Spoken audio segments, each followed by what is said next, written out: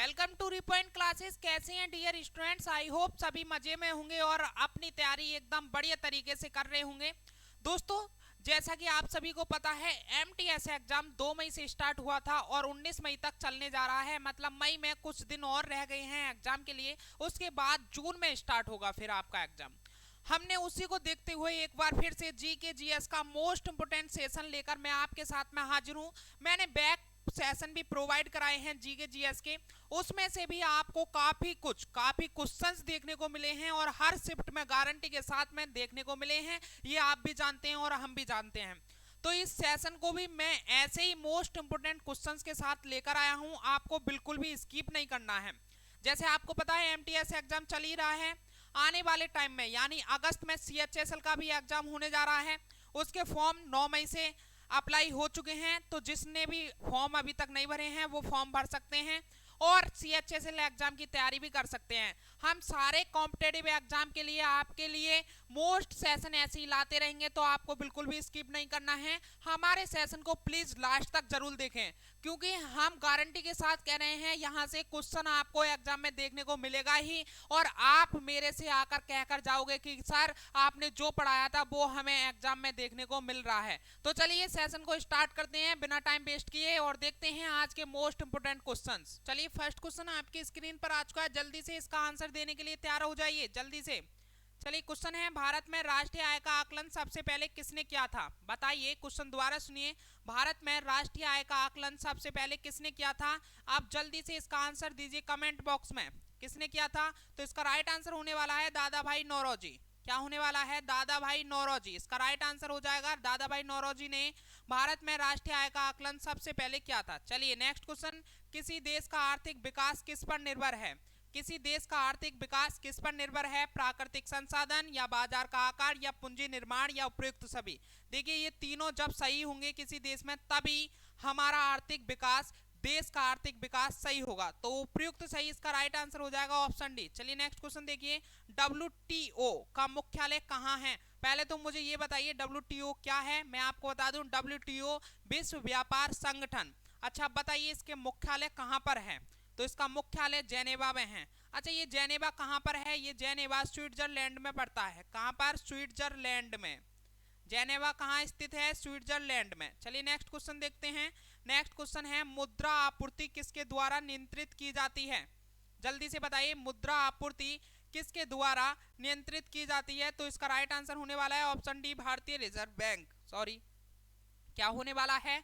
भारतीय reserve bank. अच्छा मुझे बताइए, भारतीय रिजर्व बैंक का मुख्यालय कहाँ पर स्थित है?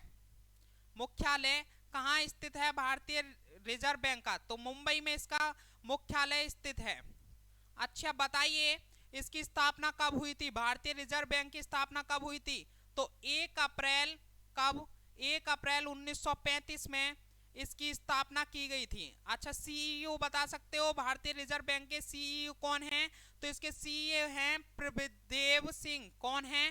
प्रभदेव सिंह हैं इसके सीईओ भारतीय रिजर्व बैंक के। ये पॉइंट आपको याद रखने हैं, सीईओ हैं प्रभदेव सिंह भारतीय रिजर्व बैंक के। स्थापना हुई थी 1 अप्रैल 1935 में और भारतीय रिजर्व बैंक का मुख्यालय है मुंबई में। चलिए नेक्स्ट क्वेश्चन देखते हैं, भारत में सबसे ऊंचा जल प्रताप कौन सा है? जल्दी से बताइए, भारत में सबसे ऊंचा जल प्रताप कौन सा है? कमेंट करिए जल्दी से। तो इसका राइट आंसर होने वाला है ऑप्शन सी, जोग प्रपात। कौन सा? जोग प्रपात भारत में सबसे ऊंचा जल प्रताप है।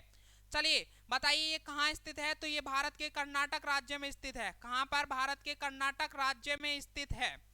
अच्छा, इसकी जो पानी की लहरें होती हैं वो कितनी ऊंचाई तक जाती हैं, कितनी ऊंचाई से गिरती हैं? तो वो 253 मीटर ऊंचाई तक जाती हैं। 253 मीटर ऊंचाई तक जाती हैं, उसके बाद गिरते हैं। नेक्स्ट क्वेश्चन देखिए, जूट उत्पादन में सबसे प्रचुर प्रदेश कौन सा है? जल्दी से बताइए, जूट उत्पादन में सबसे प्रचुर प्रदेश कौन सा है? तो ये पश्चिम बंगाल है। पश्चिम बंगाल जूट उत्पादन में सबसे प्रचुर प्रदेश है। निम्नलिखित में से कौन से देश पाल्क स्ट्रेट से जुड़े हुए हैं? जल्दी से बताइए स्टूडेंट्स, निम्नलिखित में से कौन से देश पाल्क स्ट्रेट से जुड़े हैं? तो इसका राइट आंसर हो जाएगा भारत एवं श्रीलंका। क्या हो जाएगा? भारत एवं श्रीलंका पाल्क स्ट्रेट से जुड़े हुए हैं। चलिए, भारत में किस राज्य को चावल का कटोरा कहा जाता है? क्विकली बताइए, भारत में किस राज्य को चावल का कटोरा कहा जाता है? बढ़िया क्वेश्चन है, सारे ही बढ़िया क्वेश्चन है, पर मैं जो मुझे लगता है और ही ज्यादा इंपॉर्टेंट है उन पे मैं स्टार बना देता हूं। तो ध्यान रखना है, भारत में किस राज्य को चावल का कटोरा कहा जाता है? तो आंध्र प्रदेश को। चलिए नेक्स्ट क्वेश्चन देखिए, पहली बार परमाणु बम कहां फेंका गया था? जल्दी से बताइए, पहली बार परमाणु बम कहां फेंका गया था? तो इसका राइट आंसर होने वाला है ऑप्शन डी, हिरोशिमा। हिरोशिमा में पहली बार परमाणु बम फेंका गया था। अच्छा स्टूडेंट्स, क्वेश्चन कैसे लग रहे हैं? मजे आ रहे हैं ना पढ़ने में? और ये आपको डायरेक्ट आपके एग्जाम में देखने को मिलेंगे। तो इसी बात के लिए अपने थंब से हमारे चैनल के नीचे लाइक बटन है, लाइक बटन जरूर कर दीजिए, लाइक बटन जरूर दबा दीजिए, लाइक सेशन को जरूर करिएगा। हम मोटिवेट होते हैं और आपके लिए अच्छे अच्छे सेशन लेकर आते हैं। आपकी बस एक ही बात मुझे गलत लगती है, आप सेशन को देखते हैं, लाइक करके नहीं जाते हैं। तो मेरी आपसे एक ही गुजारिश रहती है, लाइक जरूर करें सेशन को और सब्सक्राइब करें। सब्सक्राइब करोगे तो नोटिफिकेशन आपको मिलेगी और आपसे कोई भी सेशन छूट नहीं पाएगा और आप अपने एग्जाम में अच्छा स्कोर कर पाएंगे। और अपने फ्रेंडों को भी ज़्यादा से ज़्यादा शेयर करिएगा, बताइएगा कि रीपॉइंट क्लासेस पर बहुत अच्छे इंपोर्टेंट सेशन चलते हैं, वहां से क्वेश्चन आते हैं एग्जाम में, तो आप भी क्लास लीजिएगा, उनका भी फायदा कराइएगा। चलिए, ओजोन परत कहाँ पाई जाती है? जल्दी से बताइए, ओजोन परत कहाँ पाई जाती है? तो ओजोन परत समताप मंडल में पाई जाती है। कहाँ पाई जाती है? समताप मंडल में। अच्छा मुझे बताइएगा, वायुयान किस मंडल में उड़ते हैं? तो वायुयान भी समताप मंडल में उड़ते हैं। कहाँ? वायुयान समताप मंडल में उड़ते हैं। चलिए नेक्स्ट क्वेश्चन देखिए, नेक्स्ट क्वेश्चन है हमारा, भारत का केंद्रीय औषध अनुसंधान संस्थान कहाँ स्थित है? बढ़िया क्वेश्चन है, स्टार बनाइए इस पर। भारत का केंद्रीय औषध अनुसंधान संस्थान कहाँ स्थित है? तो ये लखनऊ में स्थित है। कहाँ पर? लखनऊ में स्थित है औषध अनुसंधान संस्थान। चलिए नेक्स्ट क्वेश्चन देखिए, अमेरिका की खोज किसने की है? बढ़िया क्वेश्चन है ये भी, अमेरिका की खोज किसने की है? जल्दी से बताइए। तो इसका राइट आंसर होने वाला है ऑप्शन डी, कोलंबस ने अमेरिका की खोज की है। अच्छा बताइए मुझे, भारत की खोज किसने की थी? भारत की खोज किसने की थी? किसने की थी भारत की खोज? तो भारत की खोज वास्को डिगामा ने की थी। किसने? वास्को डिगामा ने भारत की खोज की थी। कब? 1498 में। 1498 में भारत की खोज वास्को डिगामा ने की थी और अमेरिका की खोज कोलंबस ने की थी। चलिए नेक्स्ट क्वेश्चन देखिए, नासिक किस नदी के किनारे स्थित है? जल्दी से बताइए, नासिक किस नदी के किनारे स्थित है? बढ़िया क्वेश्चन है, तो ये गोदावरी नदी के किनारे स्थित है। अच्छा, गोदावरी नदी की लंबाई कितनी है मुझे बताइए? तो लंबाई है 1465 किलोमीटर। गोदावरी नदी की लंबाई कितनी है? 1465 किलोमीटर। चलिए नेक्स्ट क्वेश्चन देखिए, पेनिसिलिन किससे प्राप्त की जाती है? जल्दी से बताइए, पेनिसिलिन किससे प्राप्त की जाती है? तो ये जीवाणु, ये फफूंद से प्राप्त की जाती है पेनिसिलिन। किससे प्राप्त की जाती है? फफूंद से प्राप्त की जाती है पेनिसिलिन। चलिए नेक्स्ट क्वेश्चन, पित्त का स्रोत क्या है? पित्त का स्रोत क्या है? तो इसका राइट आंसर है यकृत। पित्त का स्रोत यकृत होता है। चलिए, किस देश में विक्रम संवत आधिकारिक कैलेंडर है? किस देश में विक्रम संवत आधिकारिक कैलेंडर है? तो इसका राइट आंसर है नेपाल। नेपाल में आधिकारिक कैलेंडर है, विक्रम संवत आधिकारिक कैलेंडर है। चलिए बताइए, किसी कंप्यूटर में जोड़ने, तुलना करने और मिलाने के कार्य को कहाँ होते हैं? कार्य कहाँ होते हैं? कंप्यूटर में जोड़ने का, तुलना करने का कार्य या मिलाने का कार्य कहाँ किया जाता है कंप्यूटर में? तो वो स्मृति चिप के द्वारा किया जाता है, स्मृति चिप में होता है।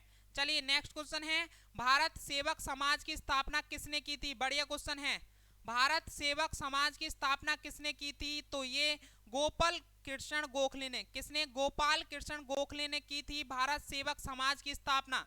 चलिए नेक्स्ट क्वेश्चन देखिए, अंग्रेजों द्वारा निम्नलिखित में से किस क्रांतिकारी को फांसी की सजा दी गई थी? जल्दी से बताइए, अंग्रेजों द्वारा निम्नलिखित में से किस क्रांतिकारी को फांसी की सजा दी गई थी? तो राजगुरु को। किसको दी गई थी निम्नलिखित में से? इनमें से जतिन दास में से, चंद्रशेखर आजाद में से और कल्पना दत्त में से राजगुरु को फांसी की सजा दी गई थी अंग्रेजों द्वारा। चलिए नेक्स्ट क्वेश्चन बताइए, मोती मस्जिद निम्नलिखित में से किस नगर में स्थित है? मोती मस्जिद निम्नलिखित में से किस नगर में स्थित है? तो इसका राइट आंसर है आगरा में स्थित है मोती मस्जिद। चलिए नेक्स्ट क्वेश्चन है, उस विटामिन का नाम बताइए जो किसी भी मांसाहारी भोजन से नहीं मिलता है। तो ऐसा कौन सा विटामिन है? विटामिन डी है, जो किसी भी मांसाहारी भोजन से हमें प्राप्त नहीं होता है। चलिए, जंग से बचाने के लिए लोहे से बनी पानी के पाइपों पर जस्ते की परत चढ़ाने को क्या कहते हैं? बढ़िया क्वेश्चन है ये भी। जंग से बचाने के लिए लोहे से बने पानी के पाइपों पर जस्ते की परत चढ़ाने को क्या कहते हैं? तो इसे यस्दीकरण कहते हैं। क्या कहते हैं? यस्दीकरण इसका राइट आंसर हो जाएगा। जल्दी से क्वेश्चन देखिए, यूरेनियम विखंडन की सतत प्रक्रिया को जारी रखने में किस कण की जरूरत होती है? क्वेश्चन सुनिए दोबारा से, यूरेनियम विखंडन की सतत प्रक्रिया को जारी रखने के में किस कण की जरूरत होती है? तो इसका राइट आंसर है न्यूट्रॉन की। किसकी जरूरत होती है? न्यूट्रॉन की जरूरत होती है। चलिए, नेहरू ट्रॉफी किस खेल से संबंधित है? बहुत ही इंपोर्टेंट क्वेश्चन है, इस पर स्टार बनाइए। नेहरू ट्रॉफी किस खेल से संबंधित है? तो ये फुटबॉल से संबंधित है। नेहरू ट्रॉफी फुटबॉल खेल से संबंधित है। शास्त्रीय नृत्य ओडिसी किस प्रदेश की उपज है? जल्दी से बताइए, क्वेश्चन बहुत ही इंपोर्टेंट है, ये भी इस पर टिक लगाइए, स्टार बनाइए।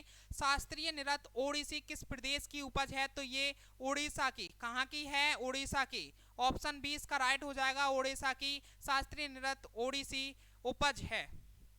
चलिए, पांचवी पीढ़ी के कंप्यूटरों में क्या उपलब्ध नहीं है? जल्दी से बताइए, बढ़िया क्वेश्चन है। पांचवी पीढ़ी के कंप्यूटर में क्या उपलब्ध नहीं है? तो इसमें निर्व्यात ट्यूब उपलब्ध नहीं है। ऑप्शन डी राइट हो जाएगा, निर्व्यात ट्यूब। गांधी जी द्वारा सन 1933 तक संपादित समाचार पत्र का नाम क्या था? जल्दी से बताइए, गांधी जी द्वारा सन 1933 तक संपादित पत्र समाचार पत्र का नाम क्या था? संपादित समाचार पत्र का नाम क्या था गांधी जी द्वारा सन 1933 के संपादित पत्र में? जल्दी से बताइए। तो इसका राइट आंसर होने वाला है यंग इंडिया। क्या होने वाला है? यंग इंडिया इसका राइट आंसर है, ऑप्शन डी। वह प्रथम महिला कौन थी जिसने 7 प्रमुख सागर तैरकर पार किए? बताइए, वह प्रथम महिला कौन थी जिसने 7 प्रमुख सागर तैरकर पार किए? तो वह थी बुला चौधरी। कौन थी? बुला चौधरी प्रथम महिला थी। बताइए, भारत का प्रथम मुख्य चुनाव आयुक्त कौन था? बढ़िया क्वेश्चन है, स्टार बनाइए इस पर जल्दी से। भारत का प्रथम मुख्य चुनाव आयुक्त कौन था? तो इसका नाम है सुकुमार सेन। ऑप्शन बी इसका राइट हो जाएगा, सुकुमार सेन थे। चलिए जल्दी से बताइए, सर्वोच्च न्यायालय के न्यायाधीश की सेवानिवृत्ति की आयु कितनी होती है? सेवानिवृत्ति की आयु कितनी होती है? तो इसका राइट आंसर है 65 वर्ष। 65 वर्ष होती है। चलिए नेक्स्ट क्वेश्चन देखिए, महात्मा गांधी का राजनीतिक गुरु कौन था? महात्मा गांधी जी का राजनीतिक गुरु कौन था? तो गोपाल कृष्ण गोखले थे। गोपाल कृष्ण गोखले थे महात्मा गांधी के राजनीतिक गुरु। सूफी परंपरा में पीर से क्या आशय है? सूफी परंपरा में पीर से क्या आशय है? तो क्या आशय है? सूफियों का गुरु। क्या आशय है? सूफियों का गुरु आशय है सूफी परंपरा में पीर से। चलिए, गुरु गोविंद सिंह द्वारा खालसा पंथ की स्थापना किस वर्ष में की गई थी? गुरु गोविंद सिंह द्वारा खालसा पंथ की स्थापना कब की गई थी? बहुत ही इंपोर्टेंट क्वेश्चन है, स्टार बनाइए। तो 1699 ईस्वी में गुरु गोविंद सिंह द्वारा खालसा पंथ की स्थापना की गई थी। पंचशील के सिद्धांतों का प्रस्तावक कौन था? जल्दी से बताइए, पंचशील के सिद्धांतों का प्रस्तावक कौन था? तो पंडित जवाहरलाल नेहरू। कौन थे? पंडित जवाहरलाल नेहरू। बोल। चलिए, 12 अप्रैल 1944 को सुभाष चंद्र बोस ने एक नगर में भारतीय राष्ट्रीय सेना का झंडा फहराया था। वह नगर इस समय किस राज्य केंद्र शासित प्रदेश में है? जल्दी से बताइए, बहुत ही बढ़िया क्वेश्चन है, इंपोर्टेंट है। तो वह अभी मणिपुर राज्य में स्थित है। मणिपुर राज्य में स्थित है। चलिए बताइए, निम्नलिखित में से किसको किसी कोशिका में अचल संपत्ति माना जाता है? निम्नलिखित में से किसको किसी कोशिका में अचल संपत्ति माना जाता है? तो वह है कार्बोहाइड्रेट। क्या है? कार्बोहाइड्रेट। चलिए नेक्स्ट क्वेश्चन देखिए, पहली बार परमाणु बम कहां फेंका गया था? ये दोबारा क्वेश्चन आ गया है, इस पर टिक लगाइए, बढ़िया क्वेश्चन है। पहली बार परमाणु बम कहां फेंका गया था? तो हिरोशिमा में। अच्छा मुझे बताइए, ये हिरोशिमा कहां पड़ता है? तो जापान में पड़ता है। कहां पड़ता है? जापान में। अच्छा, जो हिरोशिमा में पहली बार बम फेंका गया था वो कब फेंका गया था? तो 1945 ईस्वी में। कब? 1945 में। चलिए नेक्स्ट क्वेश्चन देखिए, युआन किस देश की मुद्रा है? जल्दी से बताइए, युआन किस देश की मुद्रा है? तो युआन चीन देश की मुद्रा है। चीन देश की युआन मुद्रा है। चलिए क्वेश्चन देखिए, संतोष ट्रॉफी किस खेल से संबंधित है? बढ़िया क्वेश्चन है। संतोष ट्रॉफी किस खेल से संबंधित है? तो ये फुटबॉल से संबंधित है संतोष ट्रॉफी। कथकली शास्त्रीय नृत्य किस राज्य से शुरू हुआ था? बहुत ही बेहतरीन और इम्पोर्टेंट क्वेश्चन है। स्टार बनाइए। कथकली शास्त्रीय नृत्य किस राज्य से शुरू हुआ था? तो इसका राइट आंसर है केरल से। क्या है इसका राइट आंसर? केरल से इसका राइट आंसर है। पदार्थ की वह अवस्था जिसका आयतन तो निश्चित होता है परंतु आकार निश्चित नहीं होता है, जल्दी से बताइए वह कौन सी अवस्था है? तो सिंपल सा है, वह कौन सी अवस्था होती है? द्रव। इसका आयतन तो निश्चित होता है बट इसका आकार अनिश्चित होता है, तो द्रव ऐसी अवस्था है। चलिए, निम्न में कौन ऑक्सीकरण नहीं है? जल्दी से बताइए, निम्न में कौन ऑक्सीकरण नहीं है? तो इसका राइट आंसर क्या है? अवक्षेपण। अवक्षेपण ऑक्सीकरण नहीं है। नमक के घोल में सिल्वर नाइट्रेट का घोल डालने पर दही जैसे पदार्थ उत्पन्न होता है, यह कौन सी अभिक्रिया है? जल्दी से बताइए, नमक के घोल में सिल्वर नाइट्रेट का घोल डालने पर दही जैसा पदार्थ उत्पन्न होता है, यह कौन सी अभिक्रिया है? तो यह उदासीनीकरण अभिक्रिया है। कौन सी अभिक्रिया है? उदासीनीकरण। संचारण किस प्रकार की अभिक्रिया है? जल्दी से बताइए, संचारण किस प्रकार की अभिक्रिया है? तो उपेचयन अभिक्रिया है। कौन सी अभिक्रिया है? उपेचयन अभिक्रिया है। किसी रासायनिक अभिक्रिया में ऑक्सीजन के अनुपात का बढ़ाना क्या कहलाता है? जल्दी से बताइए, किसी रासायनिक अभिक्रिया में ऑक्सीजन के अनुपात का बढ़ना क्या कहलाता है? तो वो कहलाता है उपचयन अभिक्रिया। क्या कहलाता है? उपचयन अभिक्रिया। शोषण किस प्रकार की अभिक्रिया है? जल्दी से बताइए, शोषण किस प्रकार की अभिक्रिया है? तो ऊष्माक्षेपी अभिक्रिया है। शोषण किस प्रकार की अभिक्रिया है? ऊष्माक्षेपी अभिक्रिया है। प्रबल अम्ल और दुर्बल क्षारक से बने लवण का पीएच मान बताइए। जल्दी से बताइए, क्वेश्चन पढ़िए जल्दी से, आपकी स्क्रीन पर है, जल्दी से बताइए। प्रबल अम्ल और दुर्बल क्षारक से बने लवण का पीएच मान कितना होता है? तो इसका राइट आंसर है 7 से कम होता है। चलिए, कुछ इंपोर्टेंट हम पीएच मान के ऊपर बात करते हैं। ये आपके एग्जाम में यहां से एक क्वेश्चन जरूर बनेगा, तो इन पर फोकस कीजिएगा। कितने क्वेश्चन बनेंगे? यहां से एक क्वेश्चन 100% बनेगा। पीएच मान से लिखवा लो, ये आपको जरूरी याद करने हैं पीएच मान, ये गारंटी के साथ कह रहा हूं। यहां से एक नंबर जरूर बनेगा, एक क्वेश्चन जरूर आएगा पीएच मान से। चलिए बताइए, जल का पीएच मान कितना होता है? तो जल का पीएच मान 7 होता है। दूध का पीएच मान कितना होता है? 6.4 होता है।